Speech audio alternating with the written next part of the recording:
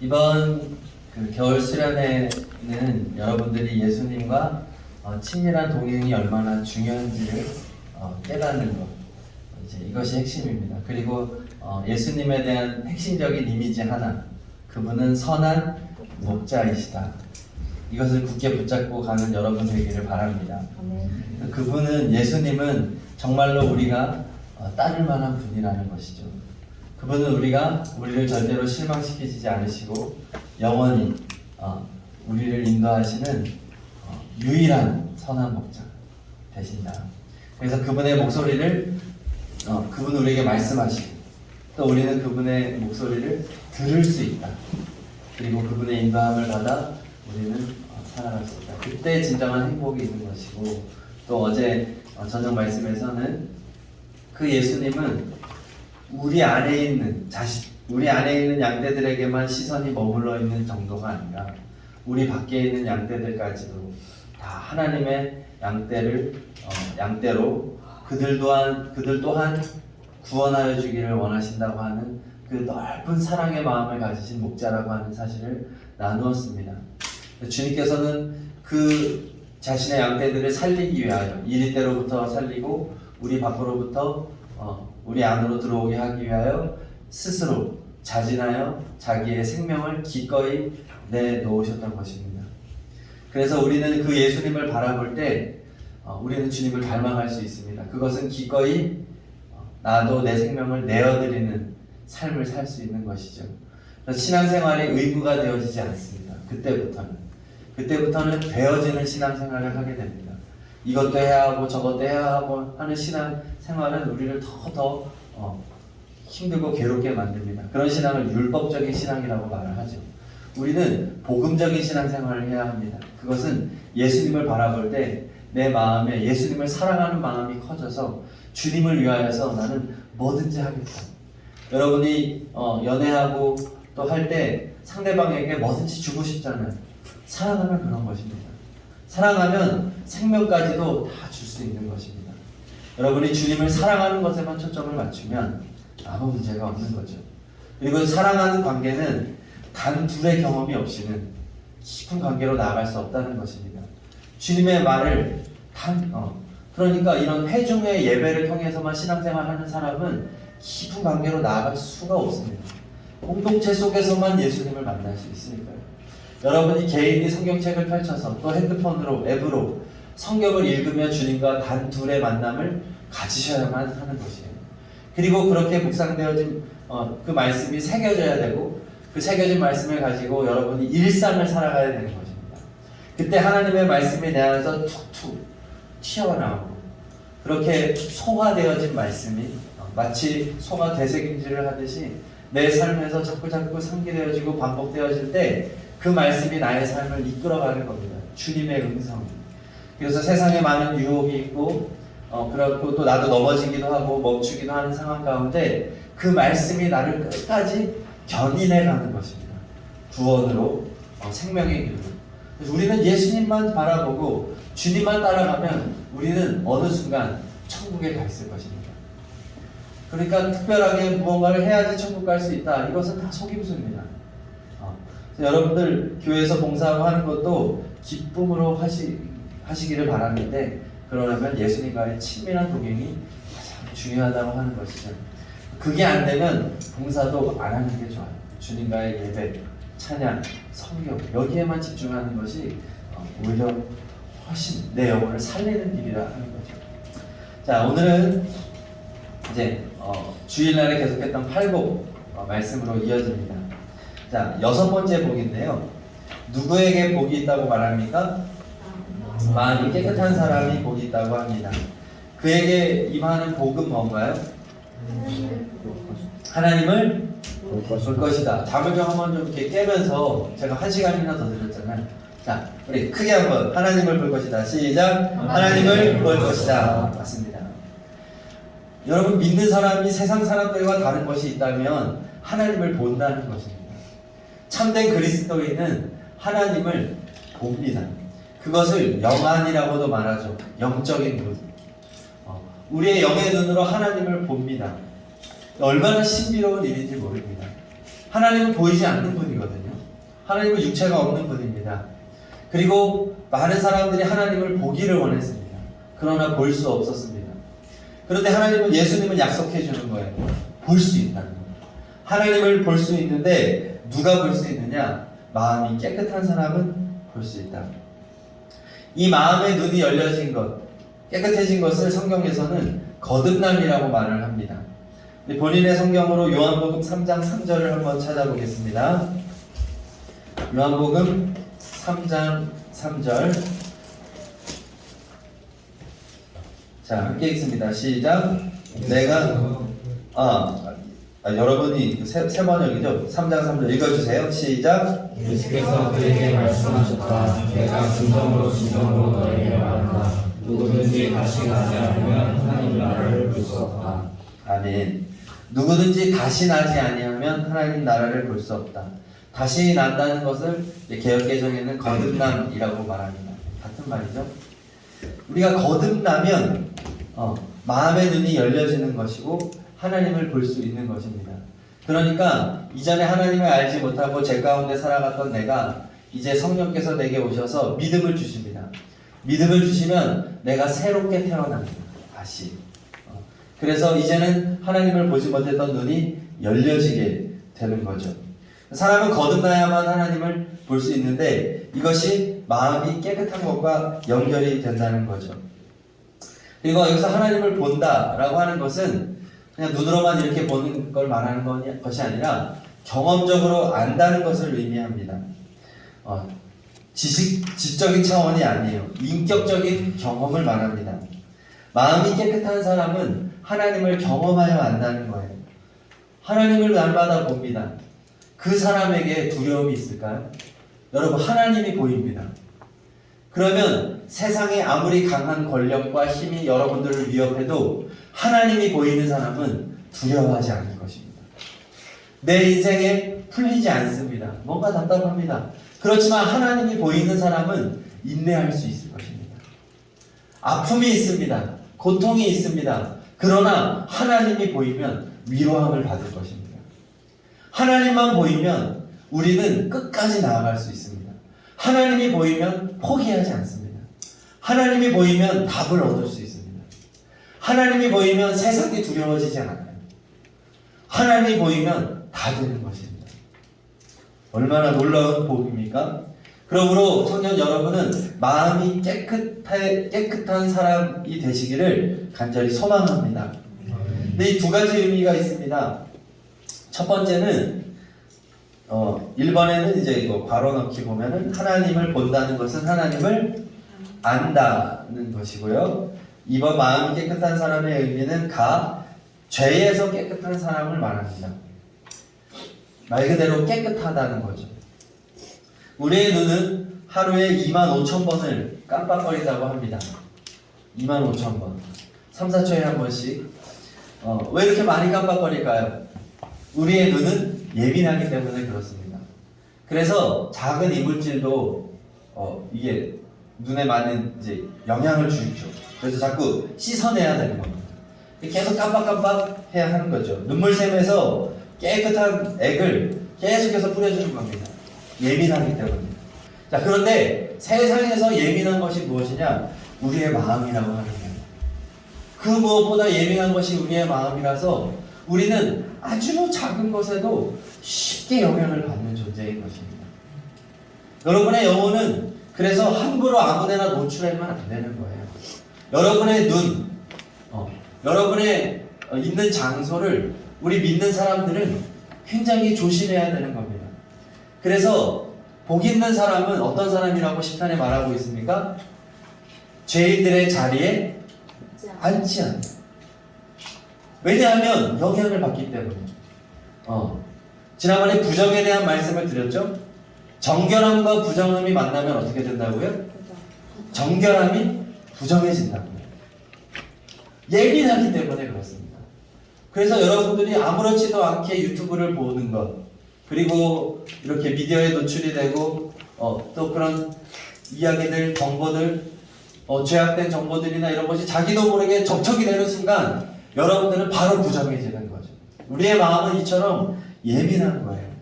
여러분 남을 미워할 때 여러분 어떻게 되나요? 영의 눈이 완전히 흐려집니다. 누군가를 미워하게 되면 인생이 캄캄해집니다. 조절이 안 돼요. 그 미움이 나의 영혼을 점령해버리기 때문에 그렇습니다. 마음에 음욕을 품어보십시오. 마음이 더러워져서 하나님을 볼 수가 없습니다. 우리는 그처럼 예민한 거예요. 하나님은 어떤 분인가요? 예민의 끝이죠. 거룩이라고 말합니다. 하나님은 거룩하신 하나님, 완전하신 하나님, 그 무엇과도 비교할 수 없는 완전하고 깨끗하신 분이 하나님이십니다. 그렇다고 한다면 하나님의 눈에는 우리의 아주 작은 생각 하나까지도 너무나도 크게 다가오지 않겠습니까? 우리가 잘못 생각하는 그 하나의 생각만으로도 하나님은 얼마나 불편하신지. 그래서 그 작은 죄 때문에라도 우리는 천국에 못 가는 거예요. 그래서 우리에게 필요한 것이 무엇일까요? 죄에서부터 깨끗함을 입어야 되는데 방법은 하나밖에 없습니다. 예수님의 보혈로 씻음을 받아야 되는 것입니다. 다른 방법이 없습니다. 예수님의 피만이 그 반도체를 세척하는 아까 말씀드렸던 그 순수한 그 물처럼 하나님이 보시기에 합격이라고 하는 결과를 얻을 수 있도록 죄를 씻어주는 것은 오직 예수님의 보혈밖에 없습니다. 그래서 의에 줄이고 목마른 사람하고 이게 연결이 되는 거예요. 마음이 깨끗한 사람. 의에 줄이고 목마른 사람은 죄로부터 깨끗함을 입기를 원해서 의인이 되기를 원하는 사람이라고 우리가 나누었잖아요. 날마다 예수님의 보혈을 의지하여 주님의 피로 깨끗함을 입는 여러분 되기를 바랍니다. 주님은 이미 2000년 전에 우리의 죄를 다 씻어주셨잖아요. 그렇지만 우리는 시간 속에 살아갑니다. 그러므로 예수님이 이미 죄를 다 가져가셨으니까 이제 회개하지 않아도 돼. 이것은 이단입니다. 예수님이 이제 구원파가 그런 계열이죠. 이미 구원받았다. 몇 년, 몇 월, 며칠. 너는 구원받았으니까 이제 너는 죄를 져도 천국 가. 그런데 얽매이지 마. 이것은 크게 잘못 가는 겁니다. 예수님은 시공간을 초월하기 때문에 2000년 전에 아담으로부터 시작해서 마지막 인간까지의 죄를 시공간을 초월해서 다 가지고 해결해 주신 거죠. 그러나 우리는 시공간을 초월하는 존재가 아니기 때문에 우리는 예수님이 미래의 죄도 가져가셨지만 우리는 미래에도 죄를 짓고 살 것입니다. 노력하며 살겠지만. 그러므로 우리 믿는 사람들은 날마다 회개하는 삶입니다. 그래서 한 성인은 말했습니다. 신앙의 삶이 뭐냐? 참회의 삶이다. 참회. 날마다 예수님 앞에 나아가서 나를 이렇게 예수님과 친밀하게 동행을 하다 보면 예수님 앞에 나의 죄와 허물이 막 다 드러나는 거예요. 옛날에는 그냥 넘겨버렸습니다. 이럴 수도 있지. 딴 애들은 더 안 돼. 나 정도면 양호하지. 이렇게 생각했던 사람이 예수님과 동행하기 시작하면 이제 자기 안에 있는 것을 다 보는 눈이 생겨버립니다. 주님이 내게 말씀해 주시기 때문에. 그거 내가 기뻐하지 않아. 너 옛날에는 야동 정도 봐줘야 찔림이 왔는데 이제는 예민한 사람이 돼서 그냥 유튜브 쇼츠 이런 거 보다가 그런 데도 이제 그 여자들만 이런 거 나오잖아요. 그러면 그런 것만 보고서도 흐뭇해하는 이런 자신이 이제 싫어지기 시작하는 거예요. 예민해지는 거죠. 죄송해요. 제가 남자다 보니까 자꾸 이제 형제 얘기를 하는데 자매들도 자매들 나름대로 짓는 그러한 자주 넘어지는 게 있겠죠. 아마 관계에서 많이 있을 겁니다. 제가 알기로 자매들이 많이 넘어지는 죄는 이 관계에서 오는 죄, 말, 그리고 다른 상대방에 대해서 너무나 쉽게 비판하고 그리고 원망하고. 왜냐하면 여자들은 이 오픈을 너무 잘하기 때문에 자기를 오픈하는 거는 좋은데 자꾸 다른 사람에 대한 이야기를 그 공개석상에 이제 그 대화의 자리에 올려놓고 그 사람을 막 재단하는 그 수다, 이제 나쁜 종류의 수다를 떠는 정죄하고 판단하고 이런 부분들은 아마 자매들이 많이 넘어지는 죄의 하나일 것이에요. 그러한 것들이 옛날에는 당연했습니다. 그게 재밌었습니다. 뭐 다 그러고 사는데 뭐 비교하고 짜증내고 욕하고. 그런데 이제 예수님과 친밀한 동행을 하게 되면 죄가 점점 나에게 크게 다가오는데 여러분의 신앙이 성장하는 증거 중에 하나가 뭐냐면 죄가 점점 크게 보이기 시작합니다. 그러면 여러분이 잘 가고 있는 거예요. 마치 돋보기를 갖다 대게 되는 것과 같습니다. 옛날에는 실체가 요만해 보였는데 이제 돋보기를 갖다 대면 커지죠. 내 안에 있는 죄가 커지게 됩니다. 그러면 불편해지기 시작해요. 내 안에 예수님이 계신데, 내 안에 예수님이 있는데 내 마음에 미움이 같이 자리하고 있어요. 증오가 자리하고 있어요. 내 안에 욕심이 자리하고 있어요. 식탐, 하여튼 이 탐욕이 많잖아요. 그렇죠? 그런 욕구와 탐욕들이 내 안에 자리하고 있는 것이 불편해지기 시작합니다. 예수님이 내 안에 계신데 어떻게 내 마음에 이 미움이 함께 있을 수 있지? 어떻게 내 마음에 이러한 죄가 있을 수 있지? 돋보기로 보게 됩니다. 그리고 신앙의 거장은 어떤 일이 생기느냐? 현미경으로 보게 됩니다. 현미경은 깨끗한 곳에도 갖다 대면 큰 먼지 같은 게 보이죠. 현미경으로 보게 돼요. 그래서 사도 바울과 같은 위대한 신앙인, 신약 성경의 반을 기록하고 첫 번째 해외 선교사로서 유럽으로의 복음 전파의 그 기틀을 마련한 어마어마한 위대한 신앙인이었던 사도 바울이 자신을 뭐라고 고백하느냐? 나는 죄인의 괴수다. 나는 죄인 중에 죄인이다. 그의 말년에 얼마나 많은 업적을 쌓고 얼마나 주님을 위해 핍박을 당하고 고통을 당하고 그렇게 고생스러운 인생을 그 누구도 흉내낼 수 없는 인생을 살았음에도 불구하고 자신의 내면을 들여다보니까 현미경으로 자신의 죄를 보게 되는 거죠. 나는 너무나 곤고한 사람입니다. 나는 죄인 중에 괴수입니다. 나는 내 힘으로는 구원받지 못합니다. 내가 이렇게 많은 일을 했지만 이것으로 내 죄를 씻을 수가 없습니다. 나에게 오직 예수님이 필요합니다. 그렇게 사도 바울도 고백했던 것입니다. 청년 여러분, 죄에서 깨끗한 우리가 되기를 소망합니다. 그러려면 예수님과 동행하면서 예수님이 여러분들의 죄를 보게 해주셔야 하겠습니다.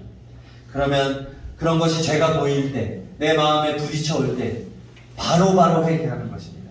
빨리빨리 회개하는 것입니다. 그러면 신앙생활을 어떻게 하게 되냐면 죄가 들어오게 되면 침체가 되죠. 그렇죠. 여러분들이 죄를 짓고 나면 마음이 침체가 됩니다. 근데 회개를 빨리 하면 회복이 빨리 됩니다. 그래서 회복이 된 상태로 오래 사는 습관을 가지십시오. 그러다가 죄를 지면 빨리 회개하는 겁니다. 그러면 좋은 상태로 가게 돼요. 근데 많은 그리스도인들이 어떻게 사냐 하면 침체된 상태로 살아가요. 그러다가 수련회 같은 데 오면 올라가요. 수련회에 오면 뭔가 좀 하나님과 친해진 것 같고 수련회가 끝나면 바로 떨어져요. 다음 수련회까지. 주로 밑에서 노는 사람이 되는 거죠. 여러분, 예수님과 친밀하게 동행하겠다고 하는 것은 바로 위에서 놀겠다는 뜻입니다. 내가 떨어졌을 때 예수님을 바라보며 빨리빨리 회복하겠다는 거죠.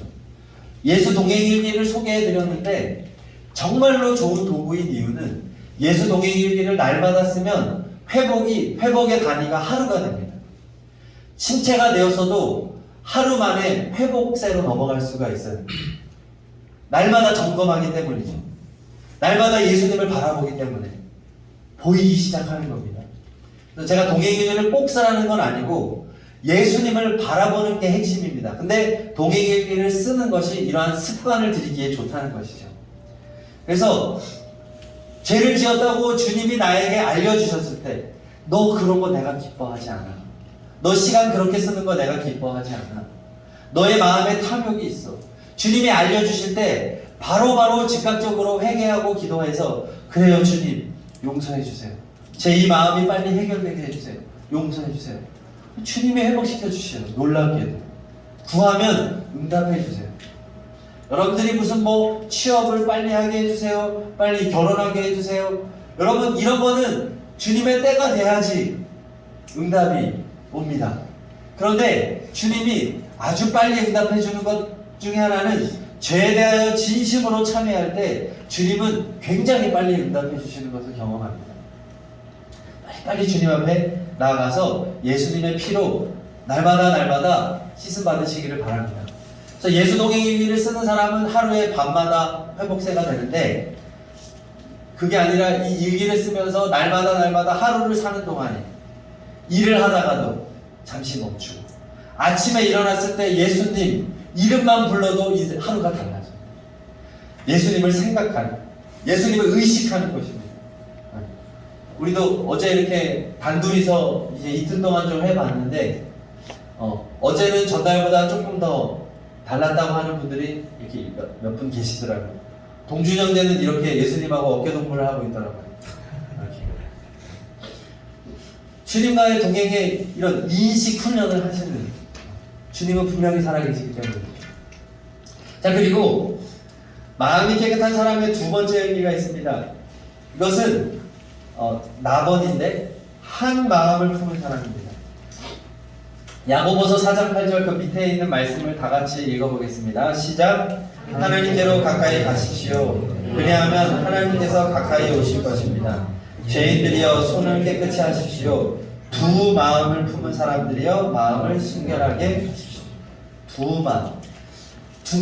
야고보서 말씀은 뭐라고 말하느냐? 두 마음은 더러운 마음이다. 한 마음이 깨끗한 마음이다 라고 말해주고 있어요. 그리고 밑에 있는 마태복음도 괄호가 두입니다. 두. 넣어서 같이 읽어봅니다. 시작. 아무도 두 주인을 섬기지 못한다. 한쪽을 미워하고 다른 쪽을 사랑하거나 한쪽을 중히 여기고 다른 쪽을 없이 여길 것이다. 너희는 하나님과 재물을 아울러 섬길 수 없다. 여러분, 동시에 두 사람과 사귀는 거 어떻게 생각하십니까? 능력자? 오. 세 사람은요? 다 사랑한다고요. A도 사랑하고 B도 사랑해요. 에너지가 넘쳐. 개쓰레기. 사랑한다니까? 사랑이라고. 얘도 사랑, 얘도 사랑. 근데 능력자가 아니라 개쓰레기, 그죠? 더러운 남자도 그렇지만 여자도 마찬가지죠. 두 마음은 더러운 마음, 한 마음이 깨끗한 마음입니다. 그러므로 마음이 깨끗하다고 한 사람은 한 마음을 품은 사람이라는 거예요. 그런데 우리 신앙의 문제는 뭐죠? 두 마음이 문제인 거죠. 지금도 마찬가지예요. 우리는 이곳에서 주님과 동행하고 싶은 하나의 마음이 있지만 동시에 우리의 다른 쪽 한 마음 한켠에서는 세상을 사랑하는 마음이 자리하고 있다는 거예요. 인정이 되시잖아요. 돈을 사랑합니다. 세상의 어떤 쾌락을 사랑합니다. 즐기며 살고 싶습니다. 하나님을 위하여, 예수님을 위하여 살고 싶은 마음도 있지만 나를 위하여 살고 싶고 좀 자랑하며 살고 싶고 그렇게 살고 싶은 마음이 동시에 있단 말이에요. 사실 우리는 두 사람 사귀는 사람을 개쓰레기라고 말하지만 나를 보면 내가 개쓰레기인 거예요. 하나님 보시기에, 예수님 보시기에 야, 너 나랑 사귀자며, 너 나랑 깊은 친밀한 동행하자며. 이번 수련회가 그거예요. 너 이제 내가 중요하고 내가 선한 목자니까 나하고 같이 이제 친밀하게 동행하자고 하겠다면서, 그런데 너의 마음에 다른 사랑하는 게 있어. 여러분들 자신이 더 잘 아실 것입니다. 그러면 깨끗한 마음이겠냐고. 그래서 사귀는 여자한테 난 널 너무 사랑해. 난 정말 너를 사랑해. 근데 나는 너도 사랑하고 피자도 사랑해. 치킨도 사랑해. 우리 집 강아지도 사랑해. 이렇게 말하는 순간 얼마나 짜증이 날까요? 그렇죠? 우리는 예배 드릴 때 예수님 사랑해요. 주님 막 하면서 막 손 들고 막 때로는 눈물도 흘리면서 막 넘쳐오르는 감동을 막 하다가 예배를 마치고 나면 이제 뭐하고 즐기지 막. 또 내가 사랑하는 것을 찾아가는 거죠. 아까 보다 못한 그거 마저 봐야지. 요즘에는 뭐가 재밌나요? 그 시리즈로 나오니까 요즘은 보다 만 거는 너무 보고 싶잖아요. 그렇죠? 예배 끝나고는 빨리 가서 그거 이제 뭐 먹으면서 그거 봐야지. 우리 마음에 예수님을 사랑한다고 말하지만 사실은 두 마음이면 다행이죠. 세 마음, 네 마음, 다섯 마음. 그게 우리 마음이라는 거예요. 요한복음 7장에 보면은 예수님의 형제들이 있잖아요. 예수님은 첫째였고 예수님의 형제들이 최소 7남매예요. 예수님의 형제들이 예수님을 찾아와서 말합니다. 예수님이 놀라운 기적을 많이 행하고 있잖아요. 예수님, 형 그랬겠지. 예루살렘으로 가세요. 예루살렘이 이스라엘의 핵심, 신앙의 중심이기 때문에 예루살렘에 가서 기적을 보이고 권력을 얻으라는 거예요. 이것은 예수님을 높이라는 의도가 아니에요. 무슨 의도일까요? 예수님이 예루살렘에 가서 놀라운 기적을 행해서 사람들의 인기를 얻고 권력을 얻게 되면 당연히 예수님의 형제들이었던 자신들이 예수님에게 빨대 꽂으려고 하는 거죠. 두 마음인 것입니다. 예수님을 하나님의 아들로 인정하는 마음이 아닌 거예요. 두 마음. 예수님은요, 이 형제들과 동행하지 않아요. 그리고 조용히 은밀하게 예루살렘에 가십니다. 예루살렘에 가기는 갑니다. 그런데 형제들과 동행하지 않아요. 여러분, 우리가 예수님과 정말로 동행하기를 원한다면 두 마음인지를 살펴봐야 되는 겁니다. 내가 두 마음인데 예수님 나와 동행해 주세요. 예수님 놀라운 일을 행해 주세요. 두 마음이면 예수님은 여러분들과 동행하지 않아요. 여러분들만 계속해서 동행을 말하고 있지 예수님은 동행해 주지 않아요. 두 마음이기 때문에. 그러므로 마음이 깨끗한 사람은 결론적으로 말하면 예수님만을 바라보는 사람입니다. 우리 여기 괄호 채웁시다. 오늘의 핵심이에요. 한 마음을 품은 사람은 오직 예수님만을 바라보는 사람. 그러니까 마음이 깨끗한 사람은 예수님만 바라보는 사람. 예수님에게서 모든 기쁨을 찾고 예수님만을 사랑하고 예수님만을 갈망하는 사람. 그 사람이 마음이 깨끗한 사람이고 그 사람이 하나님을 보게 된다는 것입니다. 신앙생활을 그렇게 오래 하는데 하나님을 왜 보지 못하나요? 두 마음이기 때문에 그렇습니다. 권사되고 장로되고 목사가 되었는데도 하나님을 보지 못하는 사람들이 너무 많습니다. 정말로. 이건 팩트입니다. 오히려 장로, 목사 위로 올라가면 올라갈수록 더 하나님을 못 보는 사람이 많은 것이 현실입니다. 직분이 있다고 믿음이 더 좋다고요? 천만의 말씀입니다. 천국에서 가장 큰 잔치는 목사가 천국 왔을 때라고 하더라고요. 하도 안 와가지고. 그만큼 타락해 있는 거예요. 권력을 사랑하고 자기 이름을 사랑하고 주로 앞에 서서 말하고 하니까 교주가 되는 거죠. 우리가 자신을 돌아보아야 합니다. 정말 나는 한 마음인가? 정말 예수님만을 사랑합니다. 요한복음 말씀에 보면 예수님이 사람들에게 이렇게 말합니다. 나를 본 사람은 아버지를 본 것이다. 여러분, 하나님을 보기를 원하십니까? 예수님을 바라보시기 바랍니다. 그분을 바라보고 그분만을 갈망하고 그분에게 한 마음을 품고 나가면 여러분은 하나님을 보게 될 것입니다. 그러면 여러분이 어떤 사람이 되느냐? 3번. 마음이 깨끗한 사람은 좋은 사명자가 됩니다. 사명자. 예수님만 바라보고 의지하는 사람은 그때부터 하나님의 일을 할 자격이 주어지게 됩니다. 두 마음으로 사역하는 사람은 우리 주님이 쓰시기가 어려워요. 그 마음에 탐욕이 있기 때문이죠. 자기가 원하는 바가 따로 있기 때문에 주님은 그 사람을 쓸 수가 없어요. 신뢰가 안 되기 때문이죠. 여러분들은 누구와 함께 일하고 싶습니까? 신뢰하는 사람이죠. 신뢰할 수 있는 사람, 믿음직한 사람. 그 사람과 여러분의 소개말을 합니다. 여러분 가장 가까운 친구는 어떤 친구입니까? 신뢰할 수 있는 사람, 속에 있는 말을 그대로 드러내고 사랑하는 사람, 서로를 향한 마음이 진실한 사람 아니겠습니까? 예수님도 똑같죠. 여러분, 그래서 교회에서 우리 청년들은 사실은 일하기 너무 좋은 이 나이대와 또 에너지도 있고 뭐 시키면 또 잘하고 하니까 교회들마다 청년들이 일을 많이 합니다. 근데 문제는 뭐냐면 예수님으로 충만하지 않은 상태에서 자꾸 일을 하니까 번아웃이 오는 거예요. 번아웃이 오면 교회를 떠나요. 그게 문제예요. 예수님과 친밀하게 동행을 안 해봤으니까 번아웃이 올 때 교회를 욕하고 떠나요. 왜 그렇죠? 주님 바라보고 일하지 않았던 거죠. 스탑해야 할 때, 멈춰야 할 때 멈추지 못했던 거예요. 청년 여러분, 간곡하게 부탁합니다. 이제 우리 교회도 일이 많잖아요.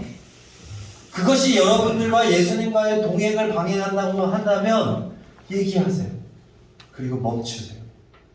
저한테 얘기하세요. 목사님, 제가 개인적으로 또 미래를 준비하고 공부도 하고 직장생활도 하고 이렇게 제 나름대로 예수님과 또 동행을 하는 성경도 보고 이렇게 하고 하는 것에 있어서 이 교회에서의 사역과 일이 저의 발목을 잡습니다. 제가 그것 때문에 예수님을 바라보지 못하고 있습니다. 조정해 주세요. 말하세요. 여러분, 교회에서 차라리 피아노 반주자 없어도 돼요. 그냥 부르면 돼요. 그것이 장애가 되는데 그 사람을 계속해서 세우면서 탈진을 시켜버리면 한 영혼을 놓치게 되니까. 교회에서 방송실 없어도 돼요. 영상 송출 안 해도 돼요. 우리가 진심으로 예수님을 바라볼 수 있다고 한다. 그래서 바라기는 여러분들이 계속해서 신앙생활을 끝까지, 그래서 날이 가면 갈수록 예수님과 더 깊은 사랑에 빠지고 더욱더 성숙한 그리스도인이 되어서 여러분이 직장을 얻고 결혼을 하고 아이를 낳기 시작하면 너무너무 바빠져요. 그때는 시간을 정말 쪼개서 써야 되는데 훈련이 되지 않으면, 예수님과의 동행이 훈련이 되지 않으면 그때 예수님을 버리게 되어 있어요. 우리 교회만 해도 보십시오. 우리 교회는 대학생들이 바글바글 하던 교회였습니다. 근데 신기하게 20대 후반 30대로 넘어가면서 그 청년들이 다 사라지고 있어요. 어디 갔죠? 결혼하고 이직하고 다른 지역에 가는 것은 오케이. 근데 춘천에 있는 청년들도 우리 교회에 없는 청년들이 많아요. 왜 그렇죠? 제가 봤을 때는 너무 번아웃이 됩니다. 예수님과 친밀한 동행에 초점을 맞추지 못하고 청년들이 같이 어울리는 거 재밌고 같이 놀러 다니는 거 재밌고 또 교회에서 사역하는 거 나름대로 열심히 했는데 가장 중요한 예수님을 놓쳤던 거예요. 그러니까 20대 후반만 돼도 자신들이 노땅인 줄 알아요. 제가 청년을 만나보니까 20대 후반이 한참 나이인데 자기는 이미 이제 가는 나이인 줄 알아. 무슨 할아버지 할머니인 줄 알아. 아닌데 가장 왕성하게 뜨겁게 주님을 사랑해야 되는 나이고 그때 그리스도인의 연애를 잘 해가지고 가정을 꾸려야 되는데 없어요. 이렇게 매칭을 해주고 싶은데 젊은 애들만 가득하지 결혼 정령기가 없어요. 다 어디 갔냔 말이에요. 여러분, 예수님에게만 초점을 맞추기를 바랍니다. 그러면 여러분은 좋은 사명자가 될 것이에요. 그 사람은 주님이 일하기에 합당한 사람으로 준비되어집니다. 자, 마지막으로 이렇게 합당한 것을 한 마음을 품은 사명자의 모습을 성경에서 볼 수 있는데 사무엘상 6장에 저를 보세요. 그 언약궤, 이스라엘 백성에게 가장 중요한 복을 이루는 언약궤예요. 언약궤 안에는 모세의 10계명이 담겨 있어요. 다른 것도 있지만 가장 핵심은 모세의 10계명이에요. 하나님의 언약의 말씀. 이 언약궤가 제일 중요한 복을 이루는데 이것을 블레셋이라고 하는 이방 나라에 뺏겼습니다.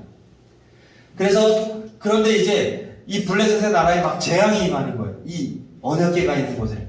왜냐하면 하나님의 말씀, 언약궤는 성전에 있어야 되니까 하나님이 막 재앙을 막 일으키는 거예요. 그래서 블레셋에서 어찌할 수 없어서 이제 이거를 언약궤를 복귀시킵니다. 이스라엘 땅으로. 근데 궁금하죠? 정말로 이 언약궤 때문에 재앙이 우리에게 임한 건가? 우연인가? 궁금하잖아요. 물론 이방인이지만 궁금해서 테스트를 해보기로 합니다. 암소를 준비시켜요. 저진하는 암소 2마리를 선택합니다. 어미 암소라는 거죠. 새끼가 있는 저진하는 어미 암소 2마리를 택하고 특별히 한 번도 멍에를 메어보지 않은 암소를 택합니다.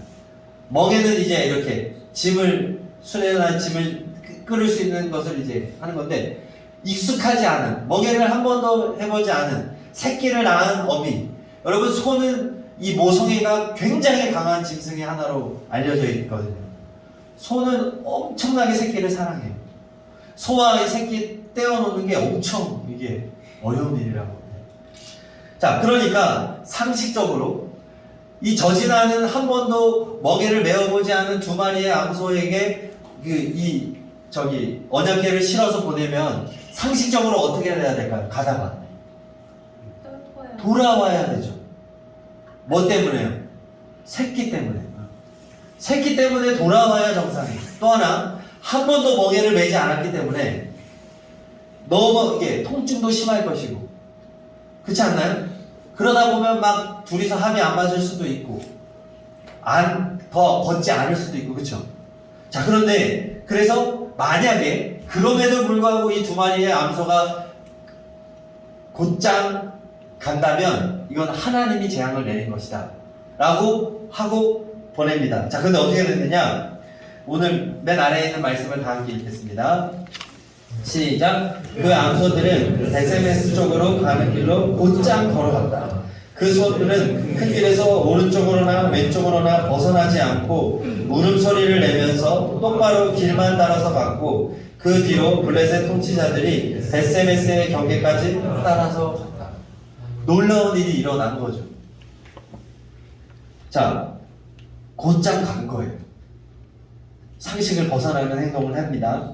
그런데 보니까, 중간에 보니까 울음소리를 내면서 아팠다는 거예요. 아팠다는 거예요. 하나는 마음이 아프죠. 새끼들 때문에. 또 하나는 몸이 아파요. 처음 지는 멍에를 쥐고 가는 거예요. 그런데 곧장 갑니다. 성경에서 사명자의 모습, 한 마음을 품은 사명자의 모습을 가장 잘 보여주는 본문 중에 한 구절이에요. 인간들은 얼마나 많이 흔들리고 실수를 많이 하는지 몰라요. 그런데 이 암소 두 마리의 베세메스로 가는 이 두 마리의 암소가 우리에게 한 마음으로 사는 그리스도인의 모습을 보여주는 거예요. 여러분, 신앙생활은 항상 웃으면서 하게 될까요? 절대 그렇지 않습니다. 눈물 날 일이 더 많아집니다. 그런데 신앙생활은 눈물 납니다. 웁니다. 그런데 가는 게 신앙생활입니다. 그리고 좌로나 우로나 치우치지 않습니다. 오직 목적지 예수 그리스도를 바라보고 예수 그리스도를 향하여 울면서도 계속해서 주님을 향하여 걸어가는 삶, 이것이 신앙인의 삶이요 사명자의 삶인 것입니다. 신앙은 계산으로 하는 것이 아니에요. 계산해서 내가 이렇게 하면 저렇게 되고 이미 신앙의 길에서 이탈한 사람입니다. 자기의 길로 가는 사람이에요. 우리는 예수님을 바라보며 주님이 원하는 삶이라고 한다면 비록 그 길이 고난의 길이라 할지라도 우리는 가는 것입니다. 믿음의 길을 가는 것입니다. 눈물 납니다. 울면서 갑니다. 그래서 우리 어르신들은 왜 그렇게 새벽 기도를 나올까요? 진짜 나이 들면 잠이 없어져서 그럴까요? 아니에요. 왜 새벽 기도를 나오냐? 울면서도 가기 위해서. 새벽 기도 나오면 그 시간에 자기의 모든 속에 있는 것을 주님께 다 토해내는 거죠. 토해내고 주님 앞에서 울면 주님이 하루를 살아갈 힘을 주는 겁니다. 그래서 처음에는 새벽 기도 나오는 게 어렵지만 나중에는 새벽 기도가 나의 신앙을 지탱해주는 단계로 넘어가게 돼요. 새벽에 주님과 깊은 동행을 하고 나면 하루 동안에 주님이 주시는 힘과 위로로 가는 거예요. 한번 해보세요. 달라져요. 그리고 교회에 나오는 게 힘들면 여러분의 자리에서 아침에 30분만 일찍 일어나서 준비하고 그리고 성경을 읽고 기도하고 묵상해 보십시오. 새벽부터 위험할 수도 있고 자매들 그냥 여러분 자리에서 성경 읽고 묵상만 해도 주님은 반드시 여러분들에게 말씀해 주신다는 겁니다. 여러분 한 마음을 품은 깨끗한 사람이 되기를 바랍니다. 그리고 우리가 하나님을 이렇게 안다고 할 때 여러분 우리가 하나님을 모든 것을 다 볼 수 있을까요? 절대 아닙니다. 극히 일부분만 볼 수 있어요. 모세도 하나님을 좀 보게 해달라고 막 떼를 썼거든요. 하나님이 모세의 눈을 가리시고 나중에 살짝 보여준 게 뭐냐면 하나님의 등만 살짝 보여줬어요. 하나님은 우리가 감히 볼 수 없는 분이에요. 감당이 안 돼요, 우리는. 그리고 성경에 있는 하나님도 우리가 얼마나 알겠습니까? 그렇지 않나요? 인생을 살면 하나님에 대해서 막 우리가 뭐 총체적으로 알고 그게 아니에요. 성경을 여러분들이 읽고 말씀을 듣고 하다 보면 하나님이 여러분에게 심어주는 하나님의 이미지가 있습니다. 그것이 점점 확대가 되기도 하는데 하나님이 극히 자신의 일부분만 보여주셔도 그 하나님의 모습이 여러분의 인생을 지탱해 갑니다. 저는 2003년부터 효자교회를 나왔고 이제 효자교회에서 이제 신앙훈련을 받다가 2006년도에 그때 1월로 기억해요. 우리 교회에서 부흥회 겸 세미나가 있었어요. 한동대학교 교수님이 오셔서 성경 공부를 하는 방식이었습니다. 서서 하지도 않아요. 테이블 깔고 앉으셔가지고 마이크 이렇게 대놓고 자근자근 얘기합니다. 아주 차분하게.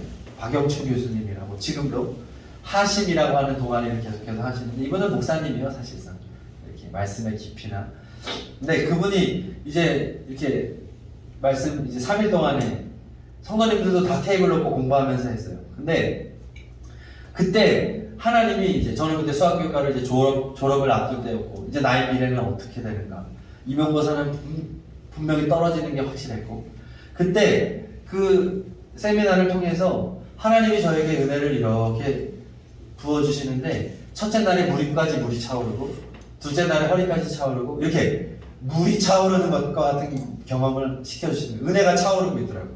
그러다가 마지막 날 마지막 집회 시간에 앞에서 이제 설교를 딱 시작하시는데 설교를 이렇게 쫙 가는데 하나님이 그 순간 그 마지막 강의 때의 내용을 저에게 다 넣어주셨어요. 그 내용이 뭐냐면 아브라함이 아들 이삭을 제물로 바치는 부분이었어요. 근데 하나님이 저에게 마음을 확 주시는데 내가 나의 사랑하는 아들을 너를 위해서 바쳤다. 죽였다. 근데 다 알고 있는 내용이에요. 근데 그날 인격적으로 이게 다가왔어요. 그래서 아들을 죽이시기까지 나를 사랑하시는 하나님 아버지를 제가 그날 만난 거예요. 그래서 강의가 시작할 때부터 끝날 때까지 맨 뒤에 제가 스텝이었는데 우리 방송실 거 뒤쪽에 있는 그 벽에 붙은 의자에 앉아 있었는데 그때부터 끝날 때까지 펑펑 울었어요. 나를 사랑하시는 하나님을 제가 그날 본 거예요. 아들을 죽이시기까지. 견딜 수 없는 사랑의 하나님의.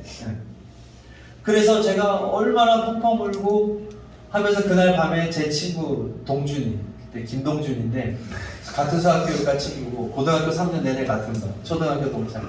그 친구랑 그날 밤에 누워서 이야기를 하면서 동준아, 나는 안 되겠다. 나는 신앙을 해야 되겠다. 나는 하나님이 나를 이렇게 사랑해 주셨으니 나는 내 인생을 하나님께 드려야 될 것 같아. 그날 다짐을 했어요.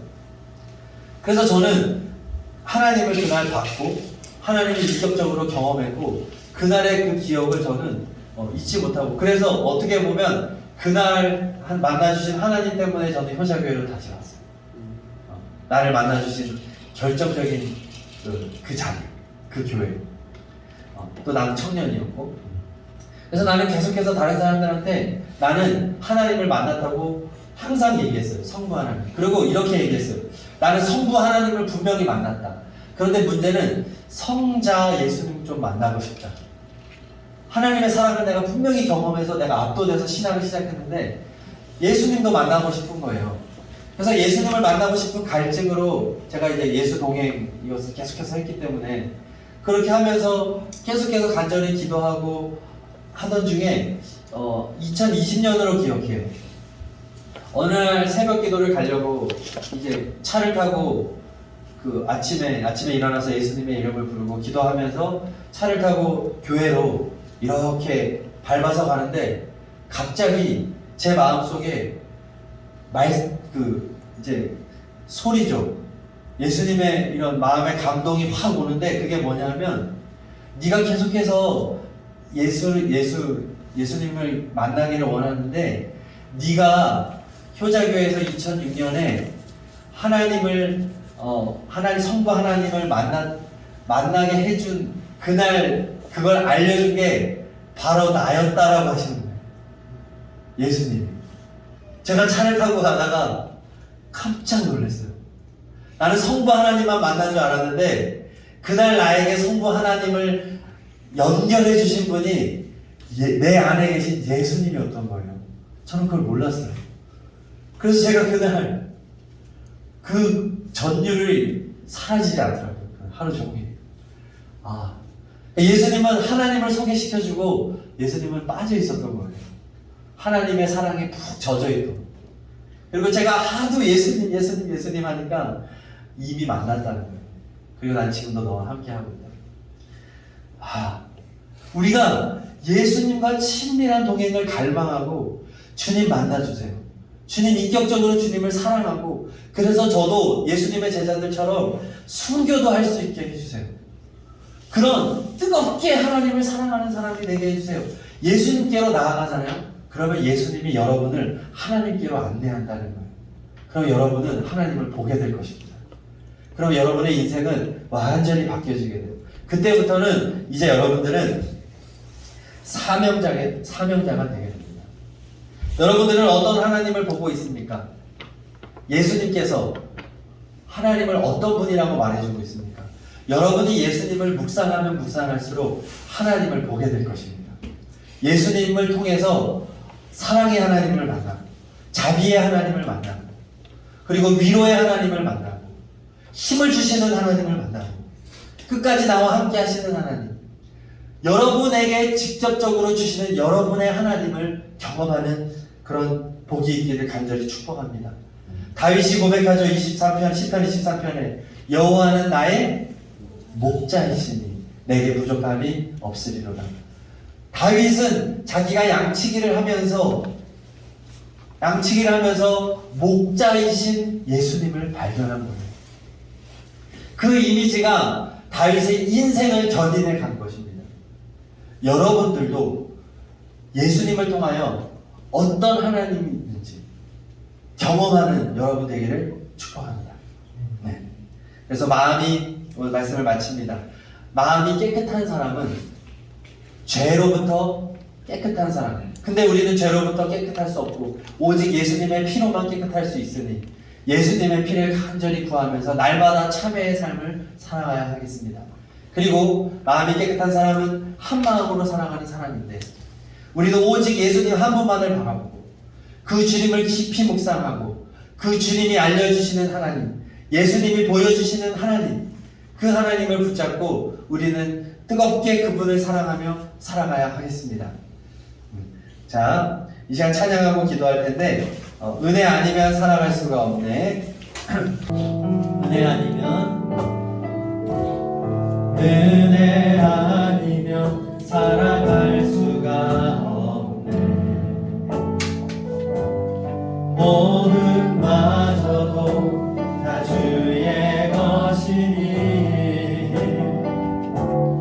세상 평안과 위로 내게 없어 예수 오직 예수뿐이네. 은혜 아니면 살아갈 수가 없네. 은혜 아니면 살아갈 수가 없네. 모든마저도 다 주의 것이니 세상 평안과 위로 내게 없어도 예수 오직 예수뿐이네. 그 신계회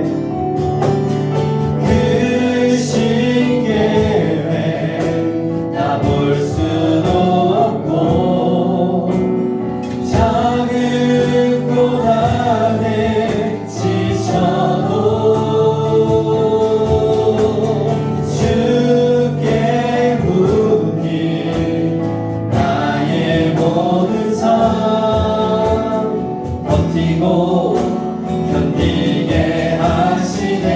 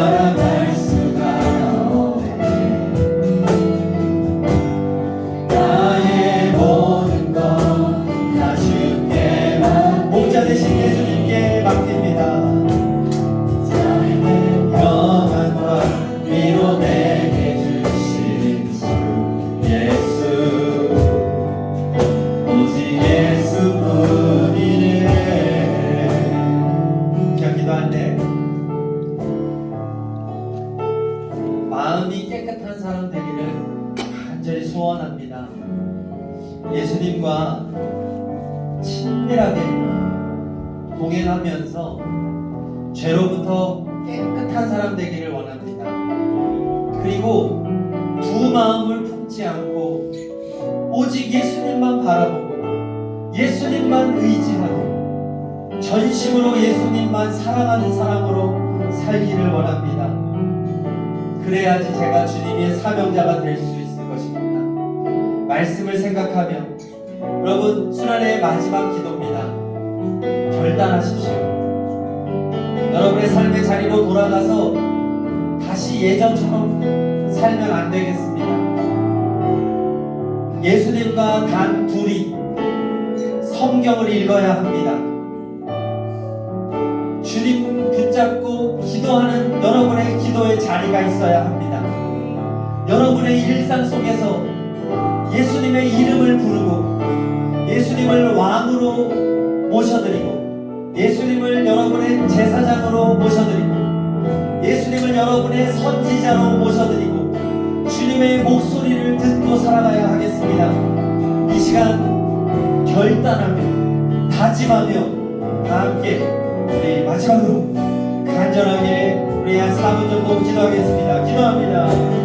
하나님 아버지, 이 시간을 결단하며 기도합니다. 오직 예수님, 오직 예수님, 선한 목자 되시는 예수님만 나의 인생을 책임지시고 예수님과의 친밀한 동행만이 제가 걸어가야 할 길임을 고백합니다. 예수님 사랑합니다. 예수님, 나의 온 마음을 다해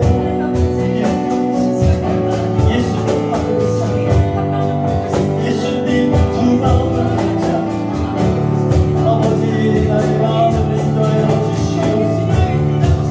두 마음을 품지 않고 아버지 인도하여 주시옵소서. 하나님만을 진심으로 사랑하며 아버지 나에게 맡겨진 삶을 믿음으로 걸어갈 수 있기를 원합니다. 내 삶의 자리로 돌아가서 기도하게 하시고 삶의 자리로 돌아가서 예수님의 이름을 부르며 예수님과 단둘이 대인교하고 주님의 음성을 듣고 주님의 목소리를 따라서 살고 주님을 찬양하며 살고 주님께 감사하며 살고 주님을 예배하며 살아가는 우리 청년들이 되게 하여 주시옵소서. 주님, 오직 주님만을 구합니다. 오직 주님만을 구합니다.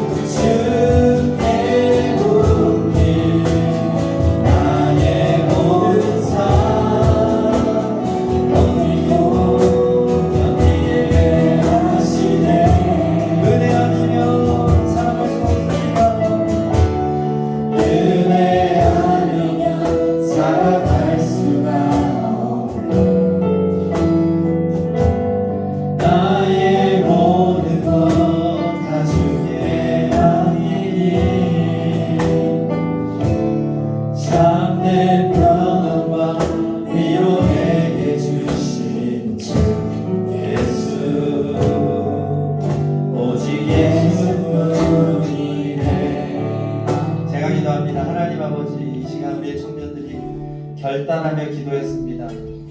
이제 수련회를 통해서 예수님과 친밀하게 동행하는 것이 얼마나 중요한지, 선한 목자 되신 예수님을 따라가는 것이 우리가 생명을 얻는 길이라는 것을 우리가 깨달았습니다.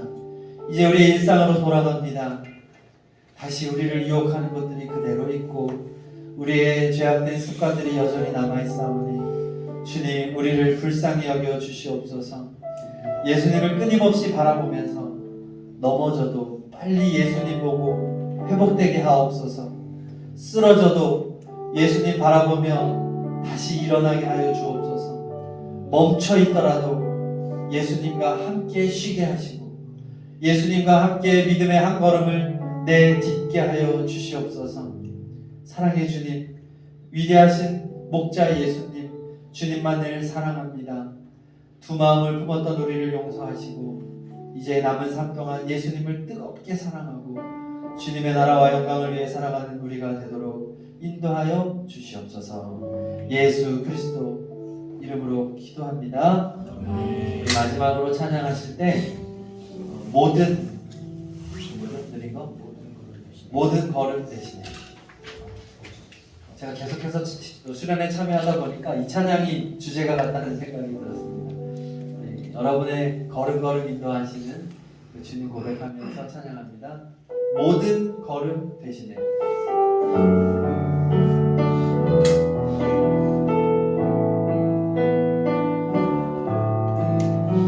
주님 되길 하시네. 주님 되길 하시네. 그렇습니다. 흔들린 그 길에도 함께 주님 되길 하시네. 멈춰진 나의 삶에도 늘 함께 나의 힘이 되신 주, 항상 같은 곳에서 주가 나의 도움 되시네. 나의 길이 되신 주, 변함없으신 계획, 주가 나의 모든 걸음 대신에. 나의 힘이 되신 주, 나의 힘이 되신 주, 항상 같은 곳에서 주가 나의 도움 되시네. 그렇습니다. 나의 길이 되신 주, 변함없으신 계획, 주가 나의